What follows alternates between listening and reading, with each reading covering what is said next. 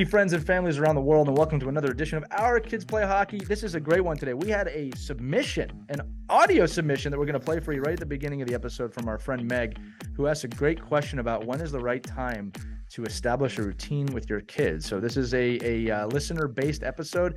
We want to let all of you know you can submit topics like this to written, or we prefer audio like this, by emailing us at team@ourkidsplayhockey.com, or head over to our Facebook page, Our Kids Play Hockey, and we'll be sure to look at them there as well. So if you want to submit an audio question, which is great for the episodes because everybody can listen to it, do that. Again, team@ourkidsplayhockey.com or the Facebook group, Our Kids Play Hockey. Also, we're getting to that time of the year. Gifts are getting important, and we know you need to save money and protect those hockey sticks that you're buying for your kids. So head over to hockeywraparound.com and use our code OKPH to get a discount on your purchase. They sell the #1 blade protector in the world so your kids can use their ice hockey sticks outside. It goes on easy. You tape it on and they can play outside with their game stick, therefore not destroying them, which they do. That's why it was created. And you can also get their dry stick equipment dryer. We're going to talk a lot in this episode about equipment and how to make a routine. The dry stick attaches right to their hockey stick, so you can get an organized set of equipment. I know that we've had 6 and 5-year-olds do this, so it's something they can use. That's the dry stick equipment dryer. It's portable. It can go with you on the road or at your house. Saves you a lot of room, a lot of time, and helps you keep it organized. But all of that, again, on hockeywraparound.com. Use code OKPH at checkout. Really helps us out a lot. Helps us support the show. But without further ado, let's get you into the show of Our Kids Play Hockey. Hey, Lee. I was curious if you all could talk about hockey routines for practice and games, and how at a young age, at the mite and squirt level, sometimes, if not all of the times, the responsibility of preparation falls on the parents. And when is it an appropriate age to start giving some of that responsibility to the kid? Things like, do you have all of the jerseys that are needed? And do you know what color you're supposed to be wearing? Do you have everything in your bag? And is it clean? Do you have everything you need for practice? What time do you have to be at practice? Do you have your water bottles? Small things like that are topics that parents are usually running through their brain on a pretty regular basis to make sure their child is prepared. But when do we give that over to the kid to say, okay, you're going to start taking responsibility for some of these things? It is very clear that hockey players at an older age have an incredible work ethic and respect for the people that they are working with. I see it in the way that they operate in the professional world, in their communities, and I'd love to know at what age that starts. When do you start taking the responsibility off yourself as a parent and start to give it to your player? So that's a great question, and something I think we'd love to talk about, because it happens at every different level of our game, right? When the first day we get to the rink, to the last day our kids carry their bags in and leave the game of hockey. I'm going to start with this. First off, Meg, great question. Mike, I've gone through 7 water bottles this year. Somehow we lost a jersey that we played in that game. I'm hoping that's going to turn up in someone's bag.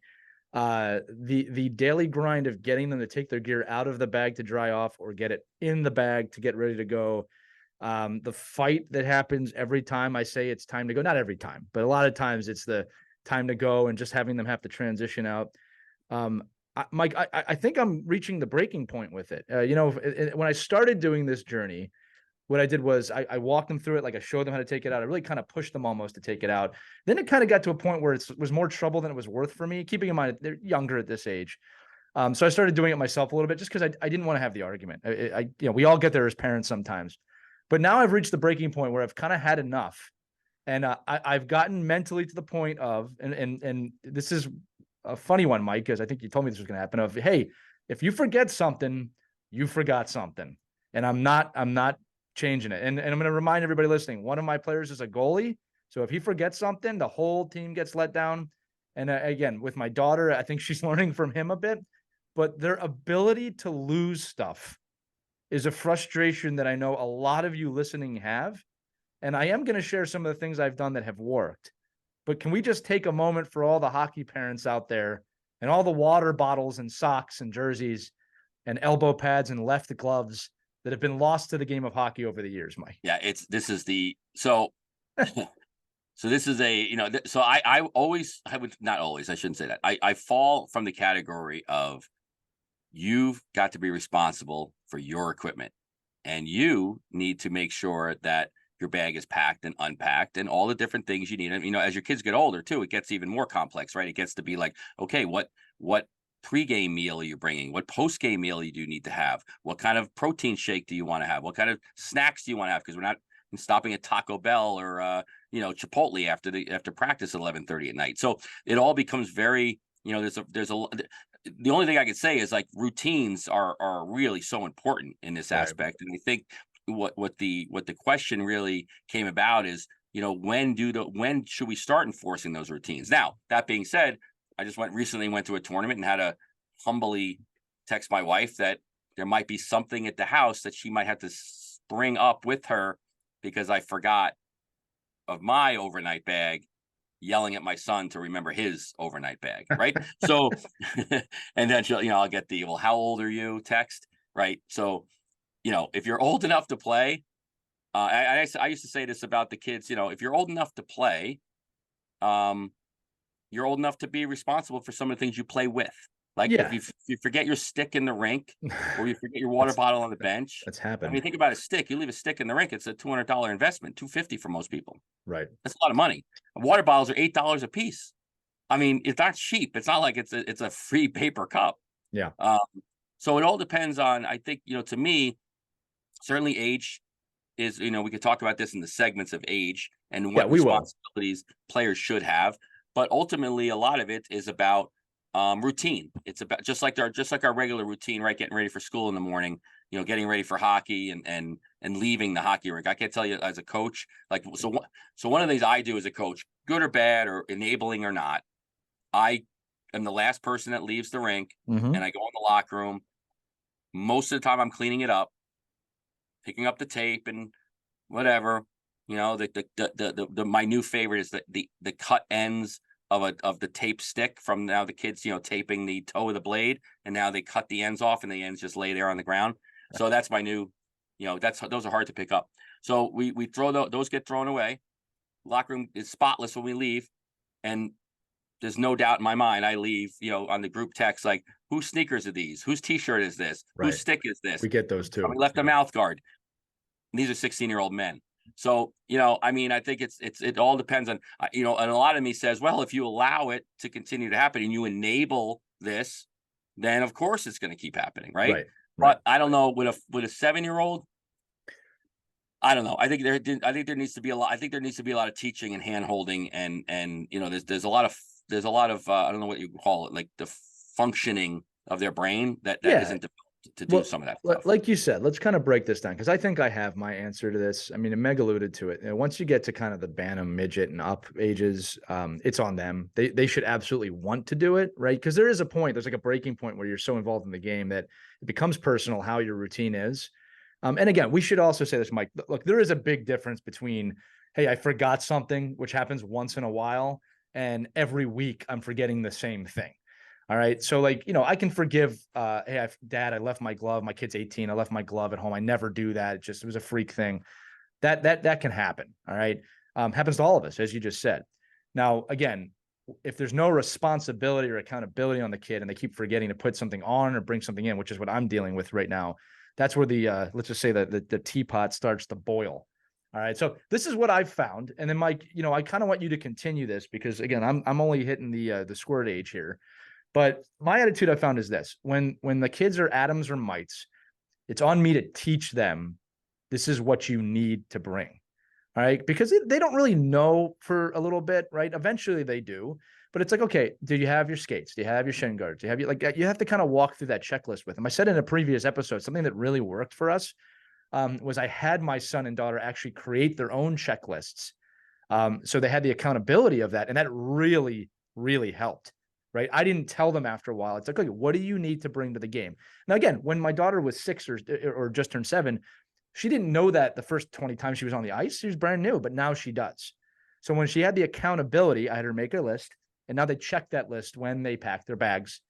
Keeping in mind too, like sometimes the schedule doesn't allow for them to pack their bags, and we might get home late one night. They have it the next day. They got to get to school. So I don't mind packing their bag in that scenario.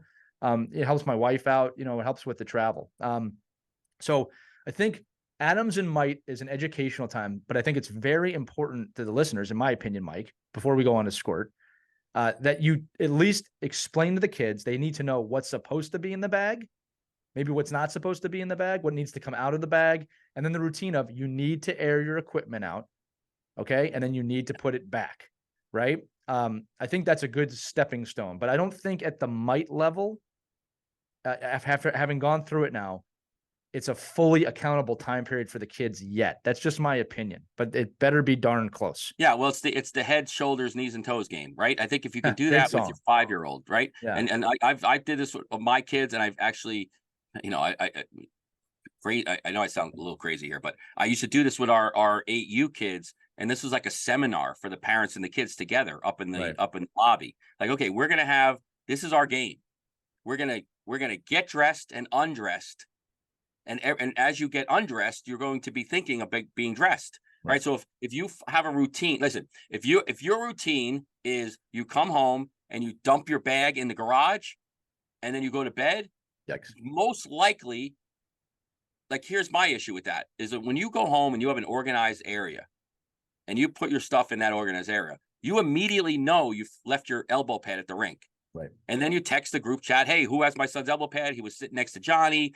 And then Johnny says, I have 3 elbow pads, you know, and then, you know, the mom says, oh, well, you have my retainer, or you've got my son's jersey. Like, that's where this technology is great, right? It really is. Yeah. But if you wait until you go to your next game to determine that you left your glove at the rink, it's gone. You're in trouble. Now, again, you know, even at the learn to play level, we tell, you know, every learn to play kid gets the same email from me anytime they sign up. And it's that label. Everything has your name on your equipment. Everything. Wait, everybody hears that listening, right? Like, because I didn't mention that. You're right. Label everything. Again, and I think it's just like inside the helmet, you know, put just little, you know, label makers and stuff too. Mabel's labels, or I don't know who they're great, but whoever you go to, get labels out there and label everything so it's easier for us as coaches and rink personnel. Listen, I could tell you this: if a rink personnel finds a glove and it says Dylan on it, and you know their last name, they're going to get that glove back. If it's just sitting there, it's going in the lost and found. Yeah, or the trash. I've seen that. Have you been into a rink? Yeah. The lost and found. I don't know what that is sometimes. Yeah. But I think this is so. It's a cesspool of disease, Mike. That's what it is. At the very beginner level.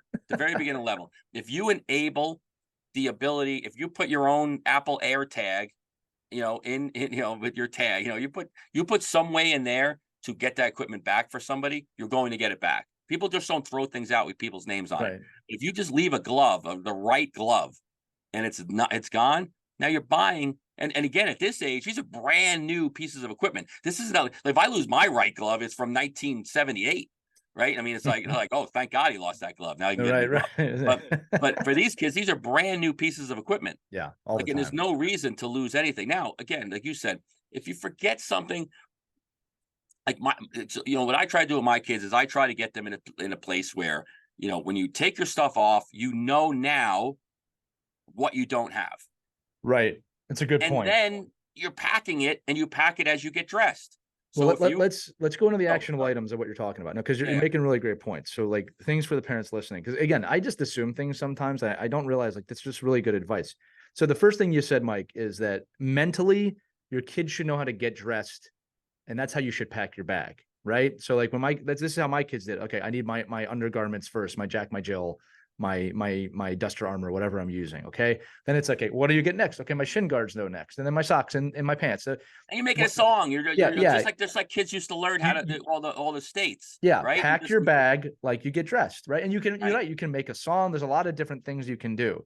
But just imagine yourself getting dressed. Okay, what do you do? I'll put my shin guards on. Right. Then I put my socks on. Then I put my breezers on. Well, and the other thing was in unpacking. You're right. I forget. People do just open the bag or dump it. Right. There should be in my opinion, a place for everything. Right. Your skates go here. Your shins go here. Your pants go here. Double check when you open your bag. Your jerseys get hung up. Don't leave them in the bag. It's disgusting. All right. And it's just like like you said, right away. Hey, I'm missing something. All right. That's part of accountability too. And like, we're in a good place here with our coaching staffs with my kids. Like they do wait until everybody's out and check the locker room. I do that too. Just so you know, like, okay, you can tell the parents there was nothing in the locker room. Right. So somebody has it. Right. And the parents are pretty aware of that. But like, I think that's the first actionable item is make sure your kids know how to get dressed mentally, make sure they pack their bag that way, and then make sure everything has a place. Now, again, this one's kind of optional, what I'm about to say.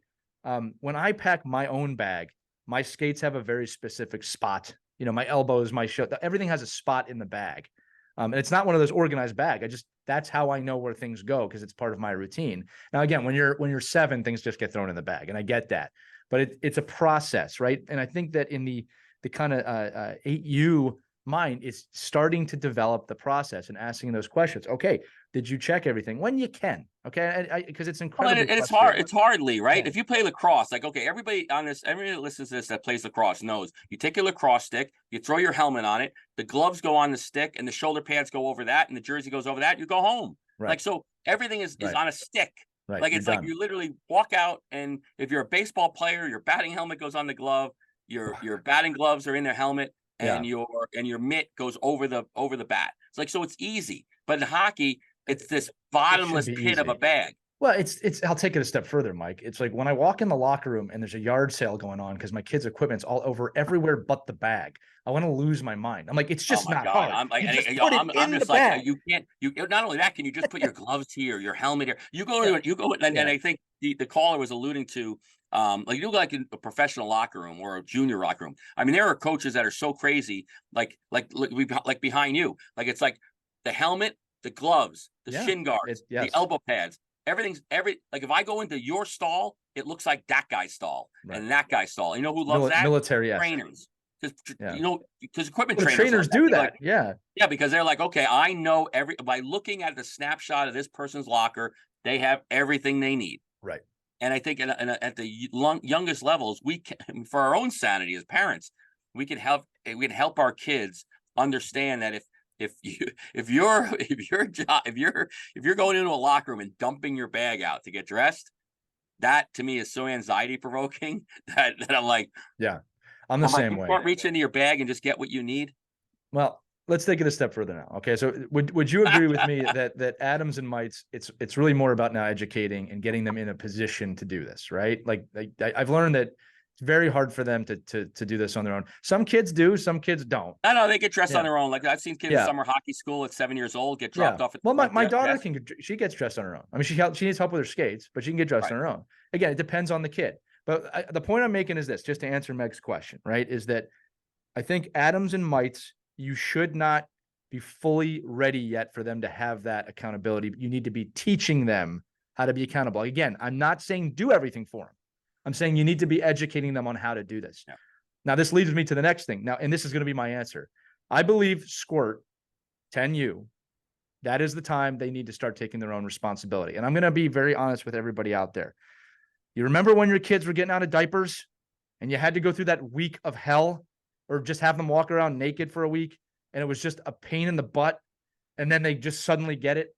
It's the whole first year of squirt that you're going to go through the similar process, but you just got to do it.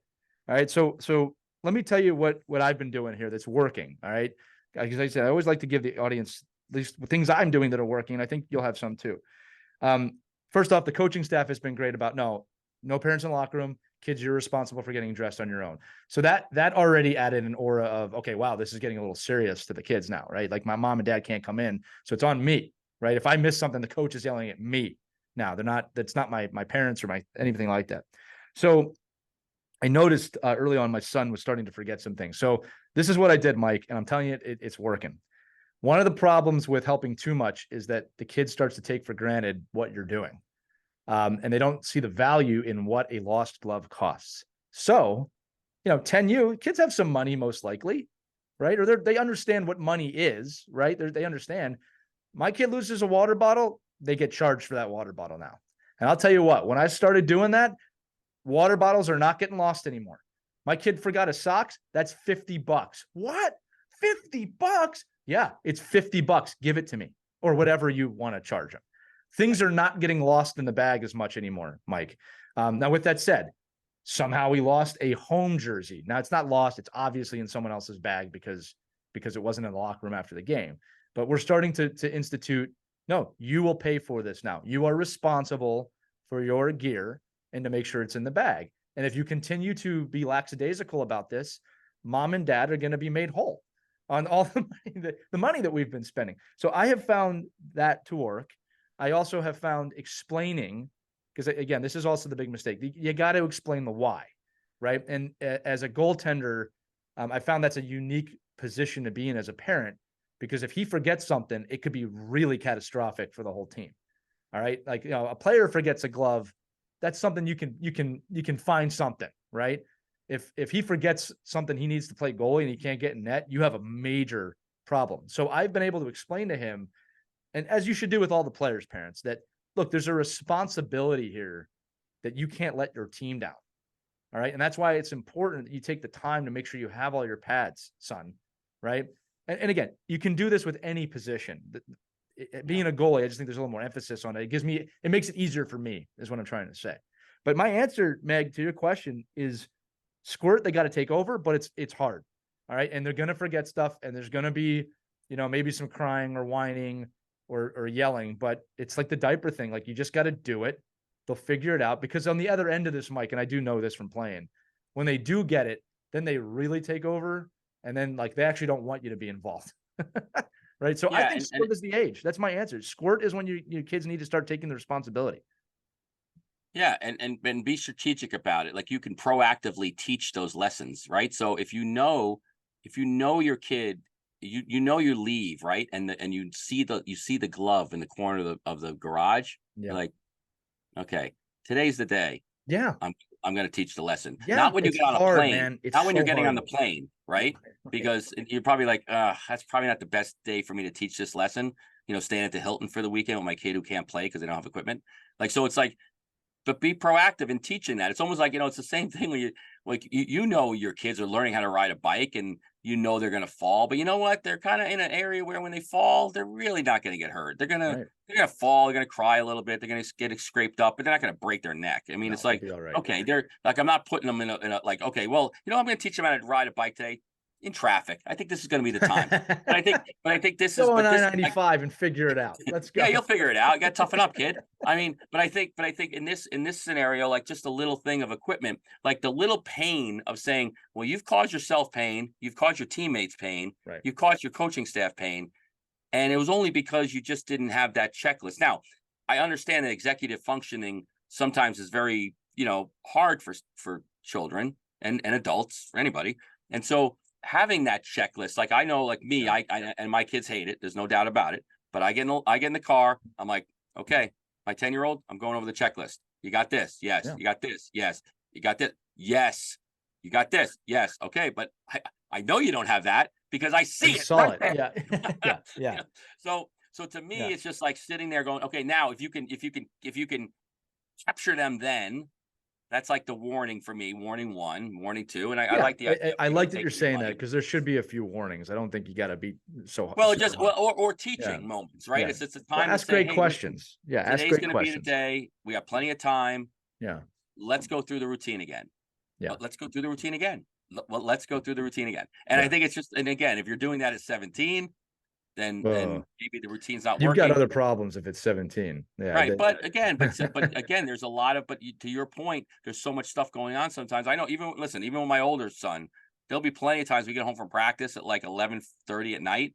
And I'm like, listen, I'll take care of the bag. Just that's what I do. Go to bed. Yeah. And this is a man. This is a young man, right? But if you think about it, at a pro level, those guys aren't unpacking their bag. They're in bed. Look, I don't mind helping my kids. Right. Like, I don't mind that. I don't need to be strict on it. I don't think that's enabling anybody. I think if you're helping, but here's the thing. I make sure that they know I'm doing. Like, I've said, and to give my kids credit, I'll say, hey, listen, it's late. I'm going to unpack your bag, and I am expecting a, hey, thanks, Dad. All right. Yeah. Not because I need it. It's because that's the right thing to do when someone helps you. The other thing too is we're going to reiterate this point: checklist. Create a checklist. The other fun part about this routine, Mike, is that it really gives you perspective into your own parents when we were kids. And it's one of those moments where you're like, yeah, you were right about that. Sorry. But you got to teach them. Right. And the other thing too is, like you said, I think it's also about asking questions. So make sure, parents, your kids have a checklist. Create that with them. Let them tell you the checklist. Help them do it. Give them that accountability. Two, Mike said a great example. You see it in the corner that the glove's not in the bag. All right. Ask the great question. Hey, did you double check your equipment? Are you sure? Like I said, there's a time and a place to teach them this, right? I'm going to say this. I escalated mine to if you're missing something or you lose something, you're paying for it. I have no problem putting that kind of accountability on my kids. I have no problem with my kids understanding that things are earned and that mom and dad earn money and pay for this for you because it's a privilege to play, but you need to earn these things too. I have no problem with that. But my answer is, Meg, squirt. Squirt is when it needs to be on the kids or that transition needs to be made final. By the time my kid moves on to Pee-wee, I do not want to be in a position where I'm having to tell them that. Now, listen, Mike and I have been talking about equipment a lot. Meg also brought up some other things that we need to talk about here, including things like, is your equipment clean? All right, parents, everyone, listen to me. Your 7 and 8-year-old and up, they can do laundry. You might not think they can do it, but I can guarantee you your kids can take dirty clothes, put them in the washing machine. You might not want to let them use the soap. That's fine, but they can get it in there. You can start it and get this too, parents. You can get them to get it out of the washing machine and put it in the dryer. All right. I'm trying to help you because I think I waited too long for that. I know they can do it. So part of your routine could be take your dirty Under Armour up to the washing machine. All right. Or just do your laundry generally. So I just want to put that out there that I'm enabling all of you. If you're not already doing it, your kids can do laundry. Believe me. Okay. Right. Then the other one, sorry, Mike, anything on that one real quick before I move on? Because there's a couple more she said that I want to tap on. Yeah, no, I mean, that would be hard for me. I mean, that is hard. I mean, I'm just going through the routine of the day. Mike, they right? can do the laundry. The practice. The problem is if you have, I don't even do my own laundry, but I should. But if I don't, delete that out, Katelynn. I'm not deleting it. Mrs. Benelli, God bless you. Well, it's because I don't do it correctly. But but I'm thinking like if you're going to me, I'm just like, okay, everything goes in. Maybe we will cut that out. No, it's fine. So if you're thinking like if that's the case, and think about our kids practicing, right? They're practice like every day. I mean, so if that's the case, then you better, just make sure you have maybe 2 sets of like I listen, my family thinks I'm crazy. I'm like, okay, you got set A, set B. Set A is in the wash, set B is in your bag. Sure. Set B is in the wash, set A is in your bag. Like that, it's a fail-safe. To a lot of people are like, are you insane? Like this is I'm like, no, I'm just trying to be efficient here. I'm efficient. I'm just trying to understand that, again, I don't want the stress of hoping something's dry 4 minutes before practice, because the night before is when I need you to pack it, because after school it's crazy. I'm picking you up. I got to grab your bag. I got to run into the car. We're not in an institution where you just show up and everything's folded and dry on your locker room, stall. You got to earn that level of equipment training too. Right. So, but I agree with you. I mean, again, depending on your situation at home and where you are with your kids and how many different kids you have, and you could probably the kids could learn and do their own laundry. No doubt about it. I mean, in our place, it's like the laundry room is it could be a little crazy, but I think it's like a matter of if you can just get into a routine where the kids know, okay, my equipment got hung up. Mom, here's my, they sell these great laundry bags where you could throw everything in the bag for your kid. And then that gets washed and dried and then it stays in the bag. So it never leaves the bag. Right. So there's to me, that's our solution. I'm like, here, just put the laundry bag in there. It gets washed. It gets clean. It goes back. Your neck guard jerseys shirts in there. Your pants are in there. Your socks are in there. Everything's your cup and supporter. Everything's in that bag.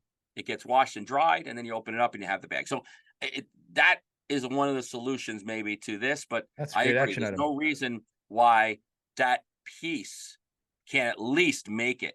Well, yeah. To the laundry room. At minimum, like you said, it should be wherever you do your laundry, right? And parents, just word of the wise here: do not go weeks or months at a time without washing their Under Armour or their Duster Armour or their undergarments. Okay. It's disgusting, for lack of a better word, but there's a lot of things that crawl out on that armor. Wash the Under Armour, whatever you do, undergarments. Thank you. PSA from me. So yeah, I wanted to enable you all with that. The other thing Meg brought up is, and I'm going to put all these together, practice routine versus game routine, and then the time of practice. I think a mistake I made early on that I've remedied is I would just kind of know when the practices are and go, okay, it's time to go. Man, that was a mistake, right? Because kids have a hard time transitioning. Now I'm like, listen, your practice is at 5:15. My other kid, your practice is at 6:30. We need to leave at this time. What time is it now? It's this time, Dad. Good. What time do we need to leave? Okay. Everything needs to be ready to go. I'm very, very on top of that now. And so are they. And Mike, I'm going to show this too in another episode, but we have a big calendar, handwritten calendar now at the house where all of the practices and all the times, because we have so many different things that we're doing with teams right now, we're there. And they look at it. I give them credit. They look at it to see what's going on. It's color coded, right? It's very organized, and they know when and what they have going on. Keeping in mind too, my son's a squirt, my daughter's a mite, but my daughter's obviously benefiting from my son being older now, and she follows along. But that's a big thing. They know when the time of their practices are, and they're starting to understand, is this a close one or a far one? Like, is this 5 minutes from the house or 20 minutes or an hour?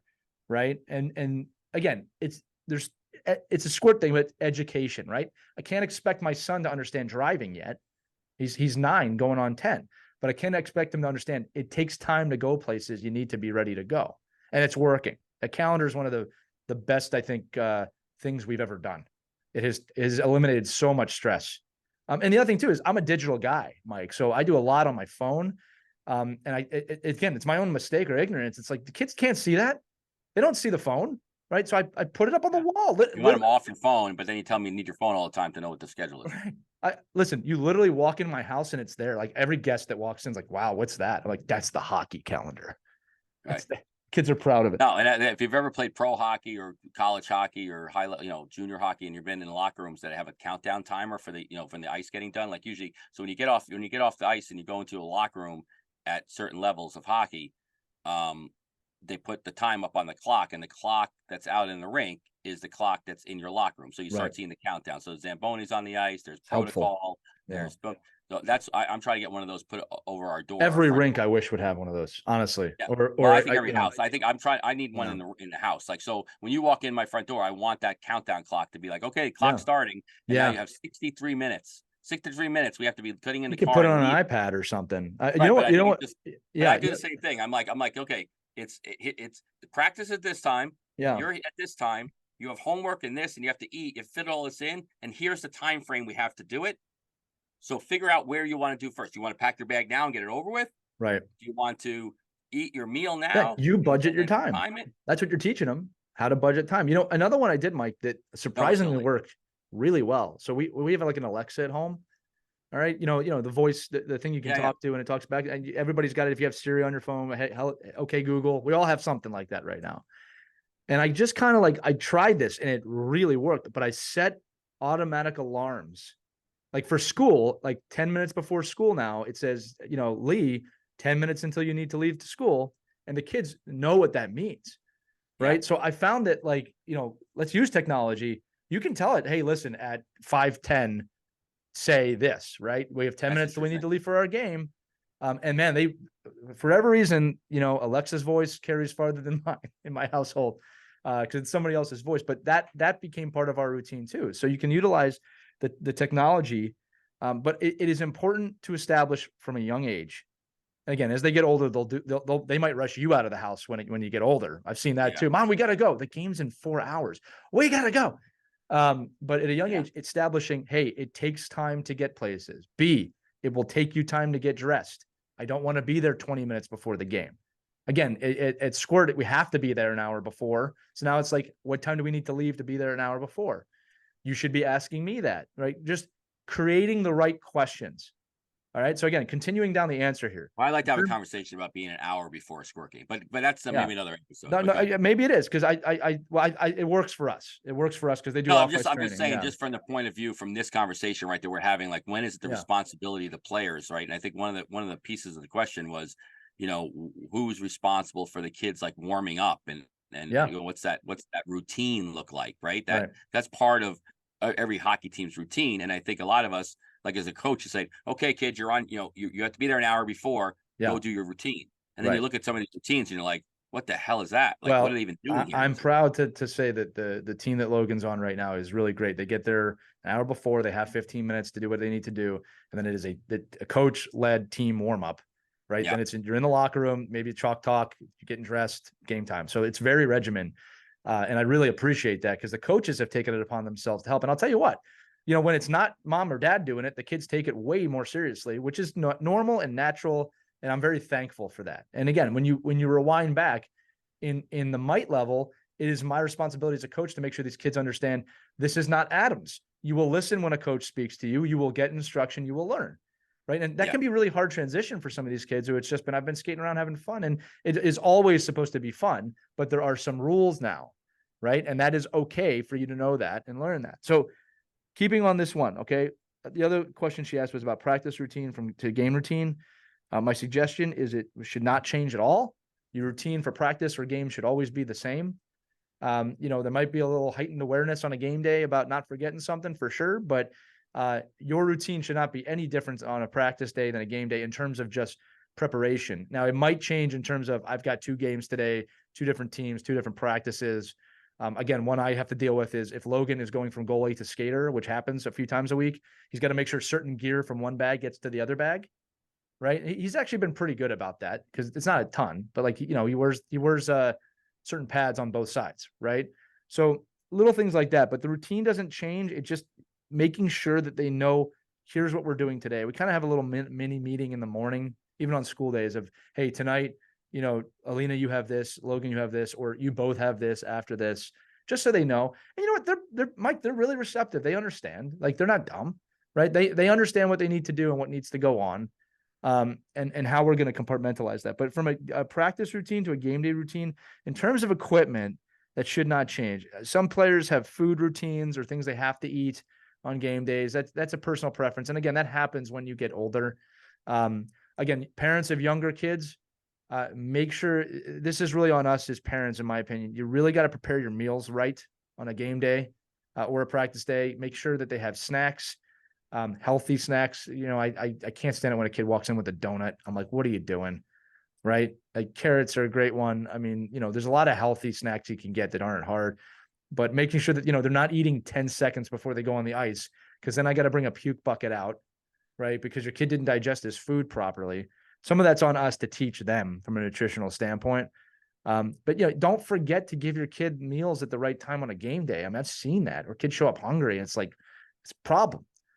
So that to me, that's on the parents till the kids have some understanding of that, and knowing of that. But practice routine, game routine should be the same, Mike, my opinion.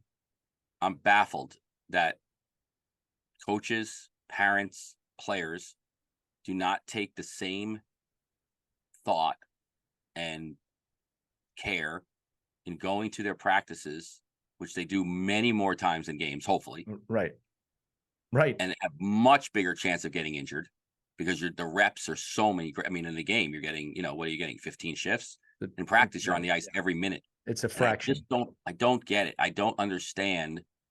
I don't care if you're at the lowest level. The culture is a whole nother conversation. The culture of youth hockey to show up 5 minutes before practice and jump on the ice and go practice is prevalent. And it's there. I see it at every level, even elite players. Insanity. Elite hockey. I get it. You show, but that to me is the most ludicrous thing you can ask. If you're paying whatever you're paying to have a professional coaching staff with serious hockey players that don't understand that if practice starts at 6, it really starts at 5, and that you need to be able to go through a mental and physical routine. If you want your best practice, just like you perform in a game, if you don't perform in practice to a place where you're developing and getting better, then how are you going to perform in the game to get better? Like that's practice is where you get the opportunity to learn all these things. And I don't know why coaches don't enforce the fact that, my practice starts at 7:30. That means when I walk in at 6:30, you should be in your warm-up gear and you should be doing a dynamic stretch. You should be doing some mental fitness stuff. You should be doing, getting to know your players. You should be ready. You should be ready to go. You should be getting ready. Like let me tell you something I hate as a coach. I mean, I really despise this. All right. And I'm going to give a little caveat. If practices are at 4 and you're coming from school, I understand sometimes you get there as early as you possibly can. But I cannot stand it when a player or a parent is getting a player dressed when the coach is speaking, if that's not the case.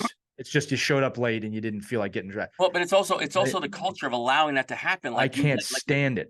Like if you're going to allow, if parent, because this happens all the time.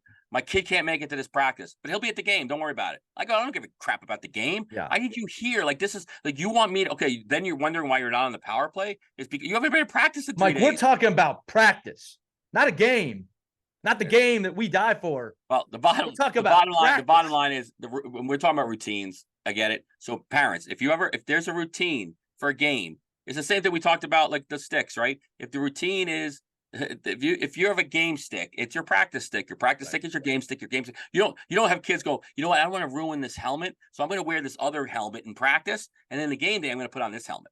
Like, it's just you prepare to play the game. Who said it? Herm Edwards. So just come in, be ready, practice game, start mimicking those same things, getting ready, getting mentally ready, taping your stick, talking to your teammates, being in the locker room.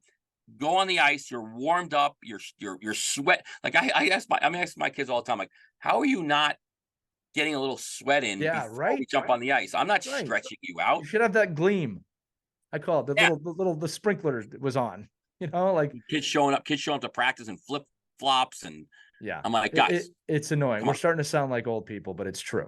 All right, it's not old people. It's the BS of saying you're on a real travel team when you're really not. Yeah, no, look, it's true, Mike. Joking aside, here's the deal. If it's that statement, like you said, if you're failing to plan, you're planning to fail.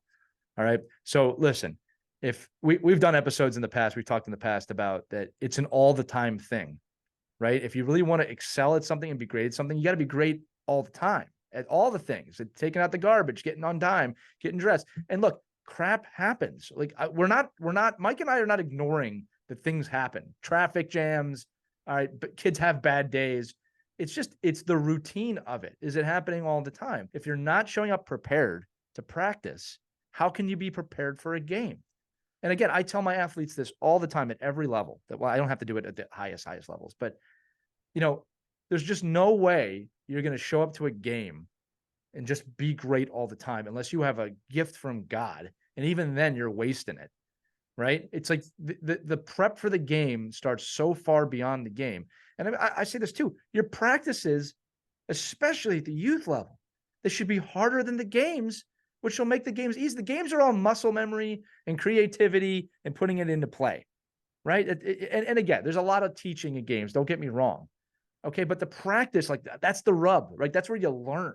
Yeah, but I think that's how bad the culture is, that a parent would look and say, it's practice. We'll just, we're not going to get there. Like it's not, it's not important. Now, if your practices, maybe your practices are that bad that it isn't important. Listen, my practices aren't bad. You miss my practice, you're literally missing a master class in hockey. And if you want to miss that, that's going to affect you. Now, if you're a player that doesn't need to practice at the early levels, at these might score PB levels, then you're just either an exceptional athlete or you're playing with a bunch of crappy kids. Like the fact is, you're just not playing at a really good level. If you're not coming to practice every day and having the routine, packing your bag, being mentally ready, having your sticks, being prepared, hydrating all week. Like if you're not hydrating on Monday, Wednesday, and Friday practice and expect to play well in a game because you're going to drink a gallon of water on Saturday morning, you're not hydrated. Like it's something that starts like being ready for next week's event starts when the event on Sunday ends. Right. And then whatever your rest is, whatever your daily routine is, getting your schoolwork done, doing your timing,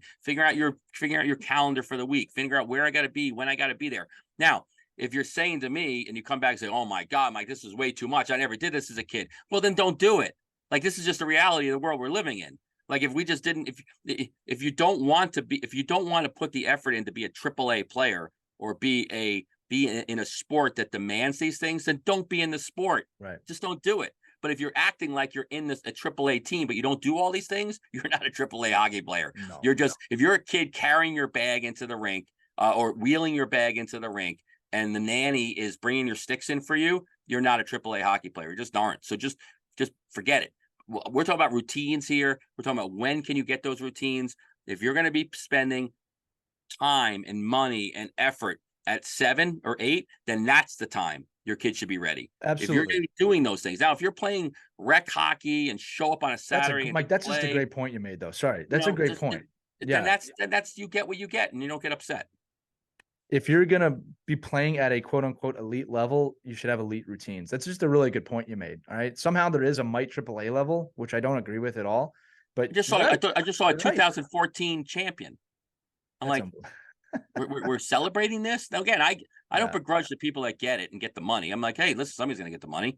Suck the money out of people. But if you're telling me that you're a AAA player at 9, then have a AAA routine. Yeah, I think that's another way of looking at this, right? Is that if we're going to buy into these systems of AA, AAA, and everything, maybe something coincides with that. Now, with that said, I think that rounding this episode out, aside from the hockey culture, right, toxic or not toxic, these are all life lessons, and it behooves you to teach your kid these life lessons. All right, like this is and helps you.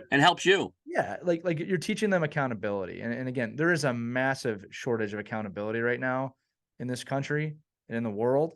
And I think we all, as parents, play a part in making sure that the next generation is a little more accountable here. Okay. So again, use the word accountability. Son, daughter, do you know what accountability is? All right. You are accountable for your gear, your routine. If you're not accountable, you'll give me money because I'm not paying for it anymore. Right. But the life lesson of teaching them how to do this. And again, look, parents, listen, it's frustrating. It's frustrating. They're gonna disappoint you. There's no way around that.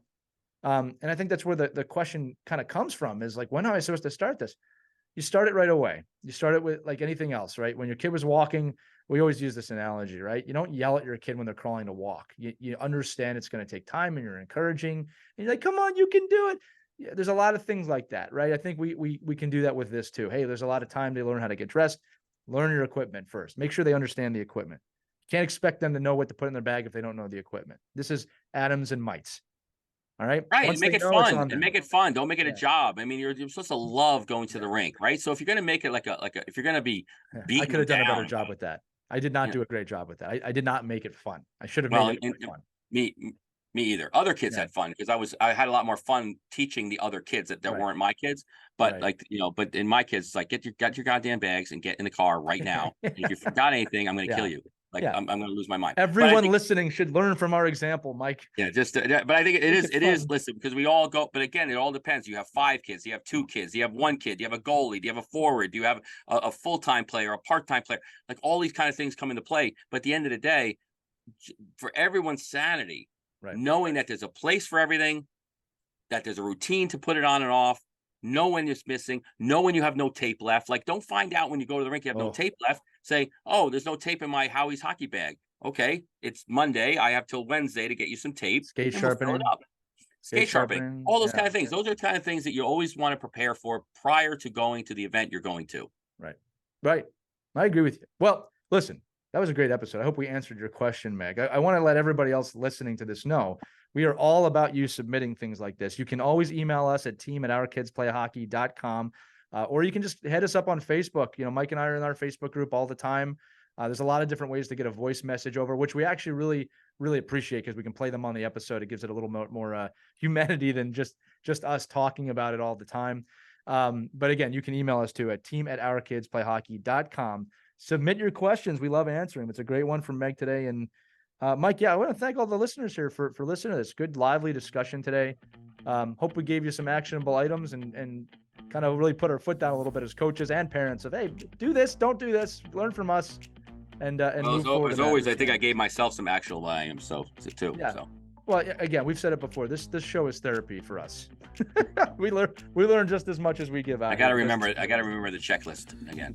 Yeah, have them do it. That's my advice. Have your kids do it. So that's going to do it for Our Kids Play Hockey this week. We're going to keep with you throughout the holidays and the new year and your hockey season, all the way into the playoffs and in the summer and in the next season. It's a year-round program, people. Enjoy it. Thanks so much for listening. We'll see you on the next Our Kids Play Hockey. We hope you enjoyed this edition of Our Kids Play Hockey. Make sure to like and subscribe right now if you found value wherever you're listening, whether it's a podcast network, a social media network, or our website, ourkidsplayhockey.com. Also, make sure to check out our children's book, When Hockey Stops, at whenhockeystops.com. It's a book that helps children deal with adversity in the game and in life. We're very proud of it. But thanks so much for listening to this edition of Our Kids Play Hockey, and we'll see you on the next episode.